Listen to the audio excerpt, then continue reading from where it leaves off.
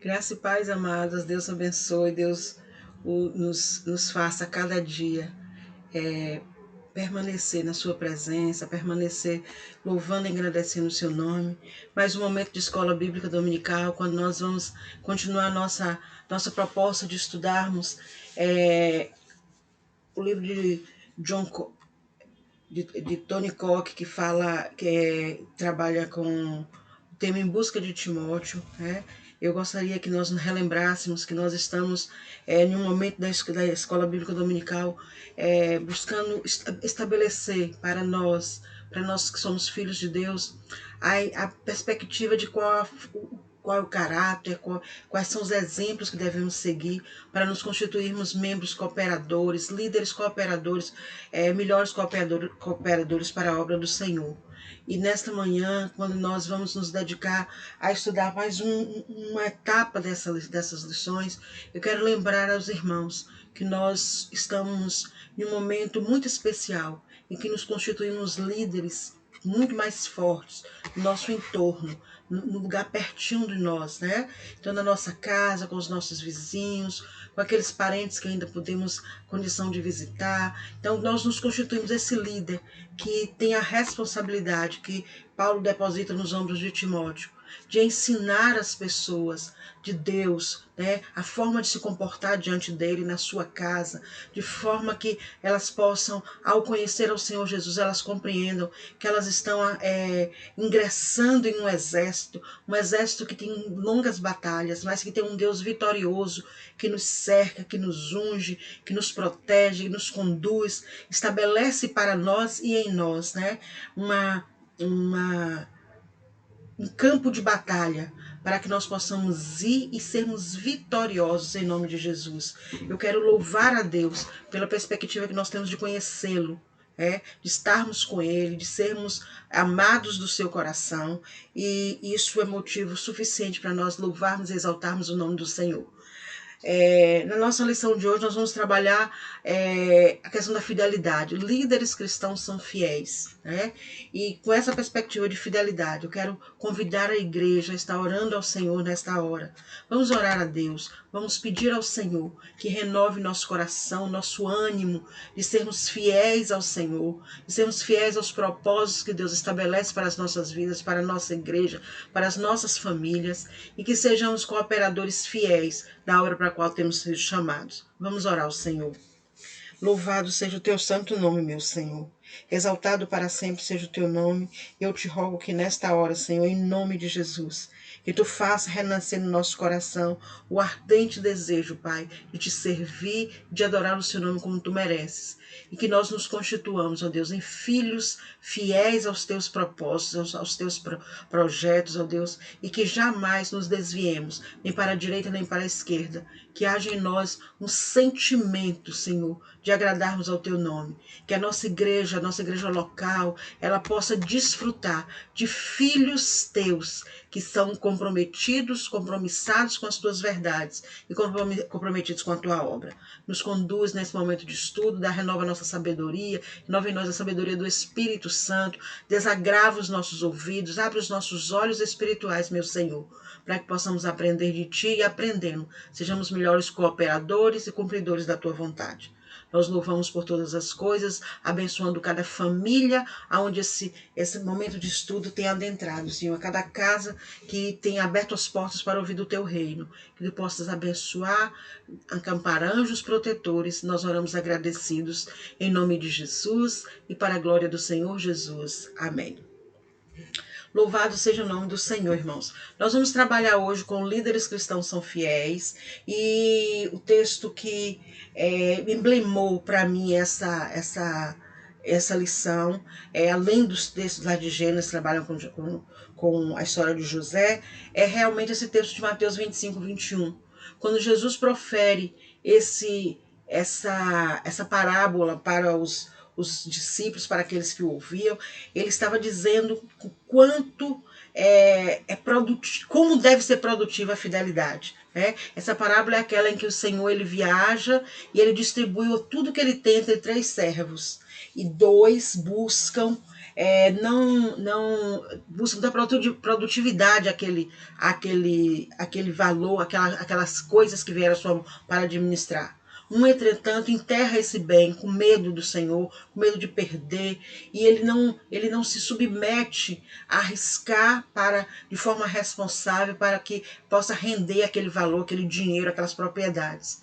E quando o Senhor volta, que procura receber daquilo que deixou na mão dos seus servos, ele abençoa 2 dos servos que produziram, que foram à luta, que trabalharam, e ele tem como negligente aquele que apenas guardou, pegou o seu talento e guardou, e ofuscou, e não fez dali produzir vida, e não fez daquele valor que recebeu uma produção para que houvesse um sentimento de que houve uma ação onde as pessoas são beneficiadas por aquilo. E esse texto, Mateus 25, 21, é exatamente o Senhor daqueles servos, chamando de bom e fiel, porque eles foram fiéis no que foram colocados e são convidados a entrar no gozo do Senhor. Esta é uma mensagem para os nossos corações. Aquilo que Deus tem nos dado, meus irmãos, aquilo que Deus tem depositado em nossas mãos, é para que nós façamos prosperar, para que nós façamos crescer, para que nós demonstremos a nossa fidelidade a Deus, fazendo com que essas coisas alcancem outras pessoas, que outros sejam beneficiados, para que nós possamos ouvir, sermos convidados a entrar no gozo do nosso Senhor. Então, Mateus 25, 21 é um texto emblemático por essa lição, porque ela estabelece esse parâmetro de um Deus que vem colher aquilo que ele semeou em nós, aquilo que eu sou responsável por administrar, para que o Senhor em breve venha e possa colher onde ele não plantou, mas onde ele encaminhou para que eu plantasse. Então, louvado seja o nome do Senhor. E dentro dessa perspectiva de fidelidade, irmãos, essa fidelidade produtiva, essa fidelidade que produz vida, que produz serviço, né? Eu gosto sempre de começar com o significado. Então, fidelidade vem do latim fidelis. Olha o nosso pastor Fidelis aí. E olha que interessante. Significa uma atitude de quem é fiel, de quem tem compromisso com aquilo que assume. Então, fidelidade tem muito a ver com você demonstrar se compromissado com o que você assumiu. É uma característica daquele ou daquela que é leal, que é confiável, que é honesto, que é verdadeiro. Então, nós temos que sempre associar fidelidade à verdade. A questão da honestidade, a questão de você assumir compromissos, assumir inclusive erros praticados, porque nós somos humanos e praticaremos sim erros, mas nós precisamos colocar na conta da nossa fidelidade ao Senhor, na conta da nossa fidelidade ao nosso irmão, à nossa igreja, à obra que assumimos, que nós haveremos de assumir as consequências e haveremos de tentar reparar, de consertar aquilo por onde nós erramos. Então, fidelidade é esse conceito amplo de atitude de compromisso, de se compromissar, de se responsabilizar. Então, desse contexto, a gente pode dizer que, da forma que a lição tratou, pessoas fiéis, elas são confiáveis, porque elas são cuidadosas para cumprir promessas. Então, elas não prometem, eu vou realizar isso e isso passa batido. Então, se você é fiel àquilo que você se compromissa, você é confiável. A promessa que você faz, ela não é em vão, ela pode sim ser considerada já realizada, mesmo antes de ela ser concretizada. Pessoas fiéis, elas são dedicadas porque elas completam suas tarefas, elas assumem suas responsabilidades. Então, elas se dedicam àquilo para o qual se compromissaram. Pessoas fiéis, elas são ativas, aplicadas e zelosas. Irmãos, ser diligente naquilo que você assume para fazer, significa que você não vai deixar aquilo pacato. Então, você não vai receber do Senhor um talento e vai enterrar. Você vai colocar isso na ativa, você vai colocar para que atinja outras pessoas. Porque tudo aquilo que Deus tem nos dado é porque Ele precisa, Ele quer, Ele deseja que outras pessoas sejam alcançadas. Então, elas são aplicadas, elas sabem que precisam de uma organização para realizar aquilo. Elas são zelosas por aquilo pelas quais se compromissaram. Então, essas são características de pessoas fiéis. Ainda temos mais. Pessoas fiéis são determinadas. Porque assim, não há Haveremos de pegar tarefas muito difíceis, haveremos. Mas nós precisamos terminar aquilo que nós nos compromissamos. Então nós temos que ter determinação para vencer as batalhas, para receber do Senhor e dizer ao Senhor que nós estamos lutando para que nós estejamos cumprindo aquilo que nos compromissamos. E certamente nós haveremos de ver a mão do Senhor nos ajudando, nos amparando, nos sustentando, nos capacitando. Né? Pessoas fiéis são dadas à excelência. Pessoas fiéis, elas não fazem as coisas por cima, pelo raso, elas aprofundam, elas são minuciosas, elas querem, por mais que haja dificuldade, elas buscam saídas para que o projeto chegue até o fim. Então elas são dadas à excelência, a comportamentos de excelência, a atitudes de excelência. Certamente, se nós submetermos essas características a empresas seculares, elas haverão de dizer, são dessas pessoas que eu preciso, são dessas pessoas que a minha organização precisa, para que ela possa crescer, para que ela possa se desenvolver, para que ela possa ser uma organização de sucesso. Então, para a igreja ser de sucesso, nós precisamos ser dadas à excelência. E não é sucesso para homens, não. É sucesso no sentido de que produz a vida que Jesus, que o Senhor Deus, espera que nós sejamos instrumentos para produzir na vida das pessoas com as quais nós nos confrontamos. Então, pessoas fiéis, elas são atenciosas. Elas prestam atenção nos detalhes, elas não consideram que as coisas pequenas não têm importância, elas não deixam de dar importância àquelas coisas que, por vezes, mínimas, mas que sustentam o sucesso, sustentam o bem-estar, sustentam a honestidade, a harmonia de determinado espaço para a realização de determinado projeto. Pessoas fiéis, elas são conscientes de que existe prazo para tudo. Irmãos, nós precisamos entender que há um momento de começar, um momento de processo, e é o momento de terminar as coisas que começamos. Então nós precisamos entender que a fidelidade também, ela estabelece que nós nos compromissamos com o tempo de realização das coisas. Pessoas fiéis, elas são duráveis e contínuas. Irmãos, consistente e constante parece a mesma coisa, mas consistente, pela definição da palavra, são coisas que elas existem e não são efêmeras, elas duram. Então, seja o humor, seja a necessidade que a pessoa tem de contagiar o outro, isso não é coisa que começou agora e daqui a pouco acabou. Elas são duráveis. E constantes são aquelas coisas que são contínuas. Olhe, eu não vou estar interessada por essa ação da igreja, do meu ministério, enquanto eu estou no fogo do pós-congresso. Não, é contínuo, isso é uma prática da minha vida. Então, costumeiramente, as pessoas que se levam apenas pela emoção, elas não são constantes.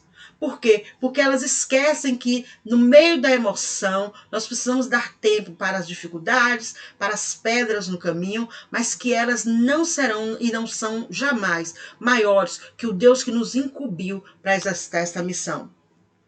Pessoas fiéis, elas possuem raízes.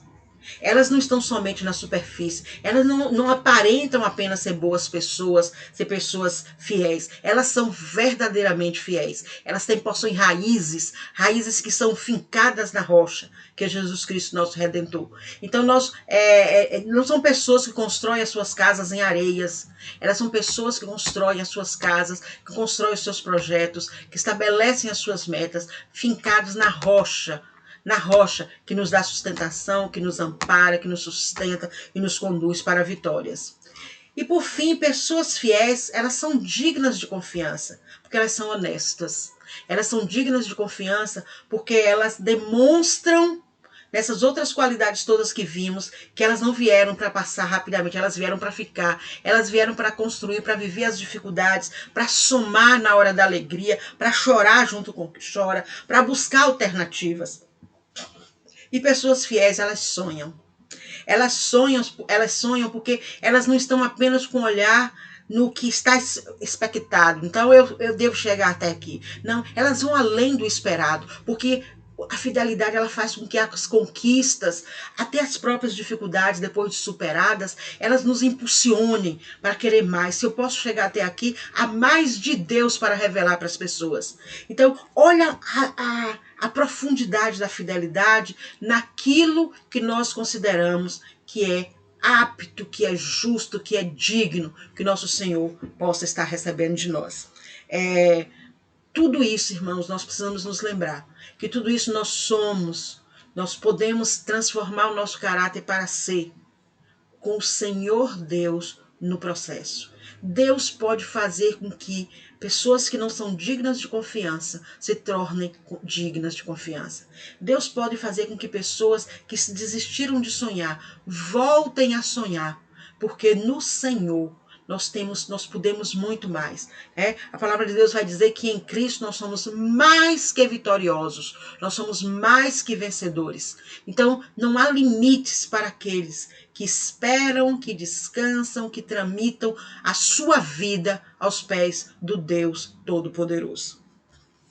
E o exemplo maravilhoso que a lição nos traz, para emblemar esse exemplo de fidelidade entre tantos homens e mulheres da Bíblia, é o exemplo de José. José foi fiel aos sonhos que Deus lhe deu, mesmo antes de entender esses sonhos.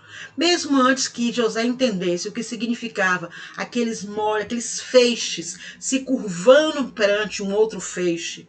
Mesmo antes de José entender o que significava o sol, a lua, as estrelas orbitando ao seu redor, se curvando a ele. Mesmo antes disso, José já compreendia que ele precisava confiar em Deus. E mesmo depois dos desdobramentos oriundos dele contar esses sonhos aos seus irmãos, ele contou esses sonhos, e isso desdobrou naquilo que nós conhecemos. Se a gente pegar Gênesis, lá os irmãos ficaram invejosos, raivosos, lançaram ele em um buraco, depois o venderam para mercadores. E José, mesmo neste processo, ele compreendia que ele precisava esperar da revelação de Deus para que ele pudesse entender. Isso é fidelidade. Se nós pegarmos lá Gênesis 37, irmãos, 37, o versículo 7 e o versículo 9, Gênesis 37, nos versículos 7 e 9, diz assim, eis que estávamos atando molhos no meio do campo, e eis que o meu molho se levantava e também ficava em pé, e eis que os vossos o rodeavam e se inclinavam ao meu molho. Aí depois o versículo 9, e teve José outro sonho e contou a seus irmãos. E diz, eis que tive ainda outro sonho, e eis que o sol, a lua e 11 estrelas se inclinavam a mim. Ele contou aos pais e foi repreendido. Ele não entendia qual era a situação, mas os irmãos de José traçaram no seu coração um sentimento de inveja sobre aquilo. E essa perspectiva de fidelidade se manteve quando José, ao ser vendido por mercadores lá no Egito, foi parar na casa de Potifar. E a atitude dele de fidelidade a Potifar fez com que ele se transformasse no aquele que Potifar confiou tudo da sua casa. E a palavra de Deus vai dizer que tudo prosperou. Vamos lá para Gênesis 39, de 2 a 6. Gênesis 39, de 2 a 6. E o Senhor estava com José e foi homem próspero. Estava na casa do seu senhor egípcio. Vindo, pois, o seu senhor, que o Senhor Deus estava com ele, e tudo que fazia o Senhor prosperava em suas mãos. José achou graça aos seus olhos e o servia. E ele o pôs sobre a sua casa e entregou na sua mão tudo o que tinha. E se você continuar aí, a gente vai ver que desde que isso aconteceu, as coisas de Potifar, elas prosperaram. Mas será que é porque José tinha uma inteligência? Ele tinha sim uma inteligência, mas ele tinha Olha o que o texto diz lá no versículo 3. E vendo, pois, o seu senhor egípcio, que o Senhor Deus estava com ele. Então, José testemunhava desse Deus que era quem instrumentalizava para fazer todas as coisas. E isso saltou aos olhos de Potifar. José é um homem fiel, permanecendo fiel a Potifar, mesmo diante da maior tentação. Irmãos, às vezes nós achamos que, estando em uma situação de privilégio, as tentações que vêm até nós, elas são impossíveis de resistir, até porque podemos perder aquele status. José se portou como alguém que não se importava com aquele status. E mesmo Potifar não crendo nele e colocando ele na prisão, ele não traiu a Potifar com a sua mulher, mesmo ela assim o desejando. E lá na cadeia, o carcereiro, vendo naquela diversidade, mas sabendo da sua capacidade, se a gente pegar Gênesis 39, 20 a 23, vai dizer assim, ó: e o Senhor de José o tomou e o entregou na casa do cárcere, no lugar onde os presos dos reis estavam encarcerados, assim esteve ali na casa do cárcere. O Senhor, porém, estava com José, e estendeu sobre ele a sua benignidade, e deu-lhe graça aos olhos do carcereiro mor. E o carcereiro entregou na mão de José todos os presos que estavam na casa do cárcere, e ele ordenava tudo o que se fazia. E o carcereiro não teve cuidado de nenhuma coisa que estava na tua mão, porquanto o Senhor estava com José, e tudo o que fazia o Senhor prosperava. Irmãos, nós precisamos acreditar, nós precisamos crer que nós estamos com o nosso Senhor, que Deus está conosco, e que mesmo na que aparece adversidade, mesmo quando ela é real, nós não estamos sozinhos. Nós estamos aparelhados, cercados pelo Senhor, e precisamos aprender o que Deus quer nos ensinar com aquela adversidade. Foi isso que José fez, demonstrando da sua fidelidade. E nós sabemos do final dessa história, irmãos. José foi constituído, a ele foi restituído. Foi dado muito mais do que o poder que ele tinha, porque agora não era Potifar, agora era o faraó que o pegou, e após ele interpretar o sonho, o colocou como homem sobre o Egito. E abaixo do faraó estava José. Irmãos, tem uma fala do faraó no capítulo, veja aí o capítulo 40, verso 37. 40, 37. O faraó diz assim, Gênesis capítulo 40. Ixi, irmãos, eu acho que eu coloquei a referência. Exato. Gênesis 41, desculpa. Gênesis 41, lá no 37, diz assim, ó: depois que ele pega e realiza todo o sonho, Gênesis 41, viu, irmãos? Quando ele revela todo o sonho, o versículo 37 diz assim, ó: e esta palavra foi boa aos olhos de Faraó e aos olhos de todos os seus servos. E disse Faraó aos seus servos: acharemos um homem como este em que haja o Espírito de Deus? Irmãos, Faraó está vendo em José o Espírito de Deus. Depois disse Faraó a José: pois que Deus te fez saber tudo isso, ninguém há tão entendido e sábio como tu. Tu estarás sobre minha casa, e por tua boca se governará todo o meu povo. Somente no trono eu serei maior do que ti. Irmãos, quando tudo dá certo, nós precisamos nos lembrar de sermos fiéis a Deus. Quando tudo dá errado, nós somos fiéis. Quando estamos projetando, nós somos fiéis. E quando tudo está harmonicamente bem, nós precisamos ser fiéis a Deus. O que é que há de constante nisso, irmãos? Fidelidade ao Senhor. Não importa onde estejamos, não importa o que façamos, precisamos entender que tudo que existe para nós está posto no contexto da fidelidade de Deus. Coisas ruins nos acontecerão, irmãos. Nós teremos pedras que nós tropeçaremos. Haverá de pessoas tentarem colocar laços no nosso caminho. Mas a diferença entre nós e os demais estará na fidelidade que nós empreendermos ao Senhor. Porque no mais fechado dos cárceres, ou no mais ilustre dos tronos, nós só somos qualquer coisa se estivermos com o Senhor. E somente Ele pode nos transportar conforme o seu desejo, o seu querer, o seu projeto, de uma situação para outra. Então nós podemos sim esperar e confiar no Senhor. E o fim dessa história nós sabemos. A terra fica realmente assolada pela fome. E os irmãos de José acabam indo para o Egito, se curvarem diante de José, mesmo sem o reconhecerem, para comprar alimentos. E é quando a nação hebraica ela é tirada da perspectiva do extermínio por causa da fome, por conta de José estar no Egito, que aí toda aquela nação vem para o Egito.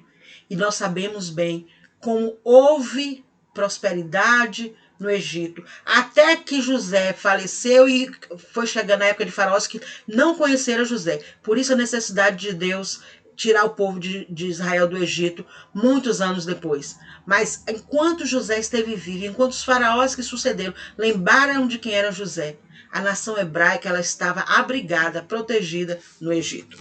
Então, louvado seja o nome do Senhor, porque Ele é aquele Deus que vê lá na frente, irmãos. Os irmãos de José, o seu pai, a sua mãe, sua família, a nação hebraica, ela não sabia para que servia aquele processo de traição dos irmãos de José para vendê-lo lá atrás. Mas o Senhor já tinha tudo organizado para que houvesse, no momento desse, livramento da nação do Senhor. Louvado seja o nome do Senhor. Então, o que me ocorre, irmãos, o que acalenta o meu coração, é que nós temos um Deus que nos ensina a ser fiel, porque Ele é fiel. Nos ensina a estabelecer práticas de fidelidade, porque Deus é fiel. Ele nos ensina a sermos capazes de enxergar a importância de ser fiel, porque Ele deixa exemplos na sua palavra, nos mostrando que grandes homens, grandes mulheres, a despeito de desapropriar-se das suas próprias vidas, permaneceram fiéis e receberam do Senhor aquela palavra lá que Mateus diz lá no início: entra no gozo do teu Senhor, servo bom e fiel. Que ansiemos e trabalhemos e nos exercitemos em estar trabalhando na obra do Senhor, cooperando com a obra do Senhor, para ouvirmos do nosso Senhor: servo bom e fiel, entra no gozo do teu Senhor. Então, para que nós, só para fechar, fazermos uma sistematização, então pessoas fiéis, elas são responsáveis. Elas são responsáveis porque elas demonstram essa responsabilidade quando completam suas tarefas, quando não enxergam que uma tarefa é pequena, essa importância, tudo é importância, quando tomam iniciativa para fazer as coisas, quando assumem os erros que cometem e, prioritariamente, quando compreendem quem é o dono da seara na qual militamos. A obra não é minha, não é do pastor, é do Senhor. E a igreja milita para que o nome do Senhor seja glorificado e exaltado. Louvado seja o nome do Senhor. Eu espero, irmãos, que com essa lição nós consigamos nos aproximar um pouco mais dessa estatura de pessoas que são fiéis ao Senhor e demonstram com suas ações, com seus atos, com seus gestos, com seus passos, demonstram essa fidelidade à medida que cumprem a obra para a qual foi convocado, para a qual fomos convocados. Lá na reflexão, irmãos, nós temos umas questões que se você voltar lá na lição, as características de pessoas fiéis, está na 10 áreas, né? Se avalie, bote lá nessa área 1, pessoas são honestas, eu me dou o quê? Dou 5, dou 7, dou 10. Seja honesta com você não vai me contar isso, mas você vai estar se avaliando para você refletir do que você precisa melhorar, do que nós como igreja precisamos melhorar, porque quando você melhora, a igreja também melhora, e nós possamos fazer essa avaliação. 1 sendo a menor nota, 10 a maior nota. Aí depois vem a segunda questão. Pense que se o seu pastor pegar o seu papel e do lado tiver uma coluna para que ele pontue, ele não vai ver a sua nota. Você acha que ele lhe daria a mesma nota? Será que você tem demonstrado para o seu pastor que a sua fidelidade se revela com essa mesma intensidade que você está percebendo que você revela, que você acha que revela? Porque nós sabemos, irmãos, aonde nós estamos precisando que o Senhor Deus possa estar nos consertando. E a terceira questão é a valorização das pequenas coisas. As pequenas coisas, elas precisam ser valorizadas para que as grandes, elas possam ser construídas. Nós não construímos, ninguém constrói 1 milhão sem guardar o primeiro real, o primeiro 10 centavos. As grandes fortunas, elas não começaram grandes fortunas. Elas começaram sendo amealhadas por pequenos valores que foram se juntando, foram se somando e chegaram às grandes fortunas. Então as coisas pequenas, elas têm valor. E elas são significativas para que as coisas grandes elas se estabeleçam, né? Então a terceira é sobre isso. E a quarta é: quais áreas eu e você precisamos orar para que nós possamos melhorar? Que Deus possa nos melhorar. Deus possa nos ajudar a orarmos por nossas vidas, pela vida das nossas famílias, pela vida da nossa igreja, para que nós sejamos capazes, irmãos, de melhorar sempre quem nós somos. E a estatura de varão perfeito nós só alcançaremos, estaremos nos aproximando sempre dela, se sempre estivermos nos avaliando e tentamos nos consertar, melhorar algo em nós, porque Deus é Deus que pode fazer muito mais do que pedimos ou do que pensamos, né? Na nossa próxima aula, irmãos, nós vamos estar trabalhando com os líderes que têm coração de servos, né? Os líderes cristãos têm coração de servo. Então, ser servo do Senhor, ser servo da igreja, nós precisamos entender essa perspectiva. E na próxima aula nós estaremos trabalhando com esse tema e o texto de Mateus 20, de 25 a 28 e Lucas 14, de 7 a 11, são os nossos textos basilares para essa lição. Deus nos abençoe, nos conduza em paz, uma semana de vitória. No culto logo mais à noite nós possamos estar vibrantes do Senhor, louvando e exaltando o nome do Senhor, Deus Todo-Poderoso. Lembrando, irmãos, que nós tivemos aniversariantes nesse mês, nessa semana. Irmã Hilda aniversariou na sexta-feira. Que nós possamos estar abraçando os nossos irmãos, abençoando-os em nome de Jesus. Deus abençoe. Shalom Adonai, irmãos. Deus nos abençoe e que o Senhor Deus possa cada dia mais nos transformar em servos fiéis para o louvor da sua glória.